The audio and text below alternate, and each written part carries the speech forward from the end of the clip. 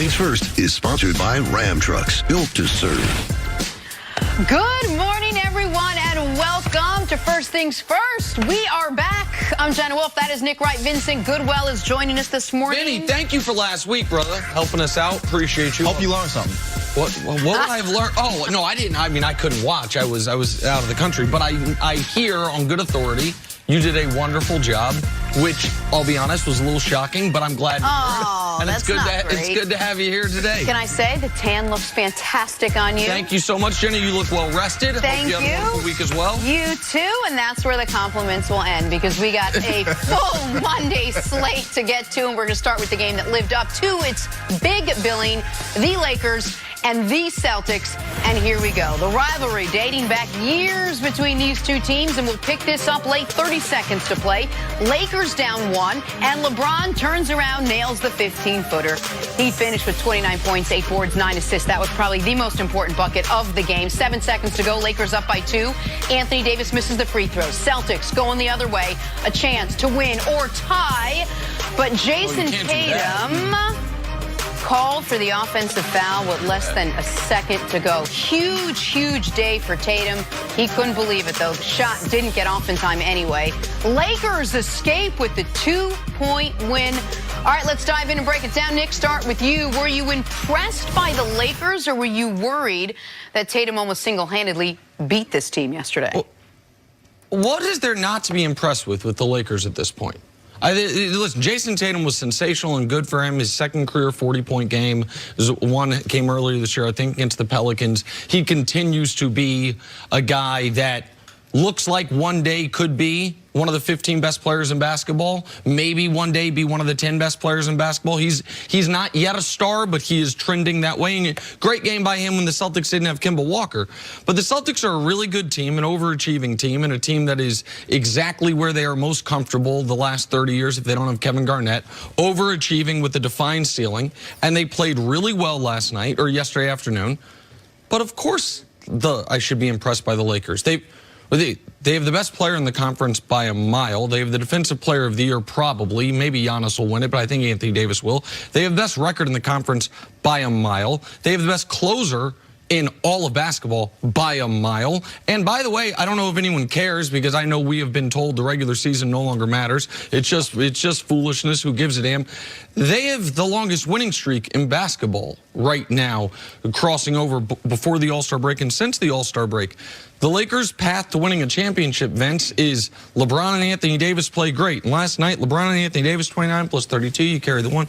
That's 61 combined points. They, I think, scored every single point for the Lakers in the final 8 minutes.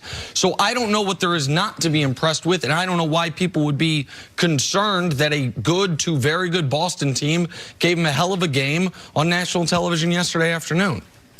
Well, I would actually tend to agree with you, but there are some caveats here. Yeah. I'm just curious, Nick, are you a letter of the law person or a spirit of the law person? I'm a spirit of the law person. Okay, if you're a spirit of the law person, then some of the refereeing yesterday left a lot to be desired. You don't give a technical to Brad Stevens because he's out of the coaching box and everything else with that length of time left. Agreed. And Anthony Davis missed that free throw, right? The point. The refereeing was point of it. Agreed. Right?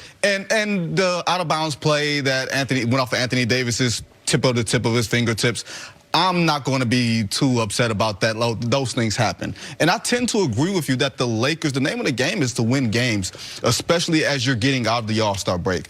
I'm not one for style points, but I am one for defined roles. There are some things that I saw that I liked with the Lakers that have answered some questions for me. And Nick, you're not going to like some of the things that I'm saying because it doesn't give you the ammunition for my quote-unquote anti-Lakers agenda. But the way that they defended Tatum in the last 6 minutes, where defensively they zoned up a little bit, they got him at the top of the key. Kuzma played with length.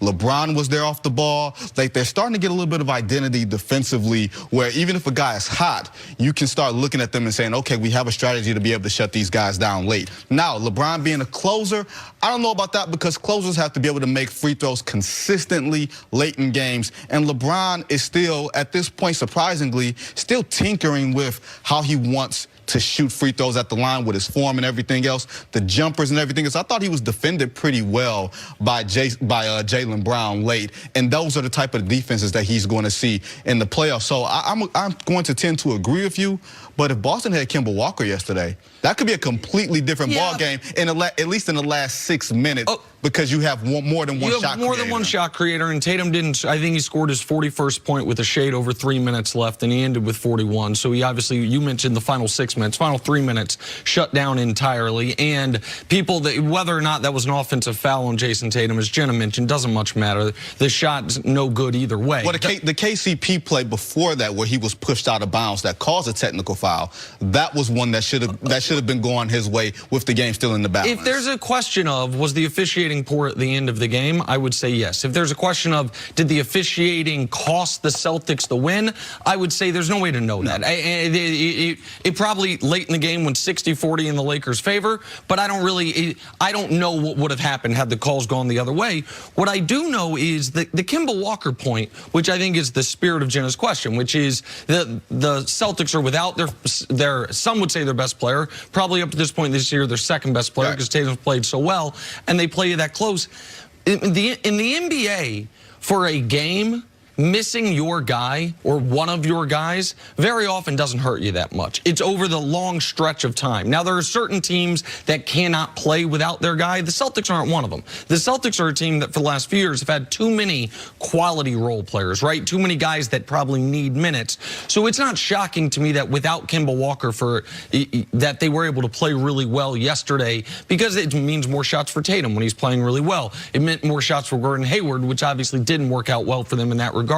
But over the course, if these teams played in the finals, which they won't, but if they did, if Kemba Walker's out for the series, then obviously the Celtics have 0% chance.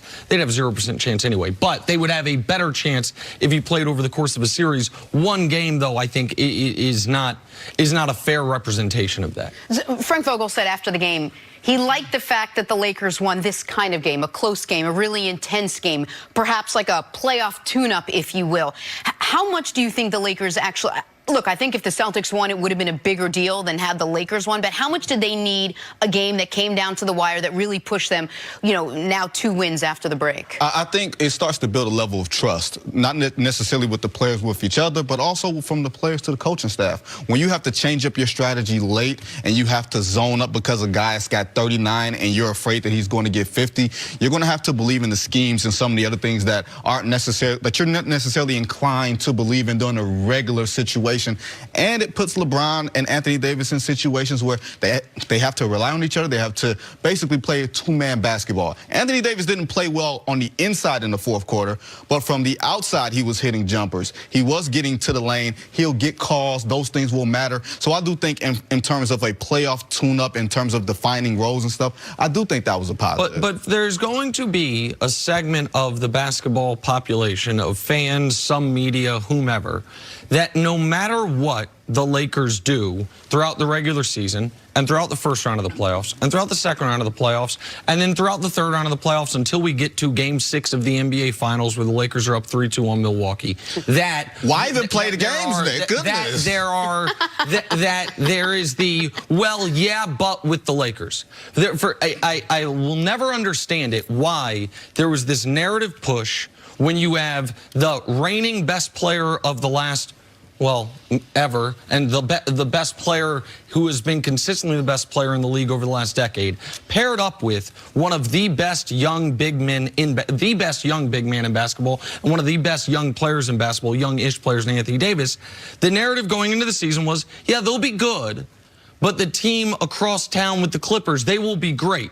And all year long, we've heard these different levels of reasons to discount what the Lakers are doing. In the beginning of the year, it was something I'd never heard, Vincent. It was a MAC football question. It was, you know what, their strength of schedule isn't good enough. Then it was, well, actually, they're trying too hard early. And now that those things are by the wayside, it's, well, these things actually don't matter. The regular season, it's foolishness. And now it is close wins where the best player in the world hits the game winner. It's actually a bad sign.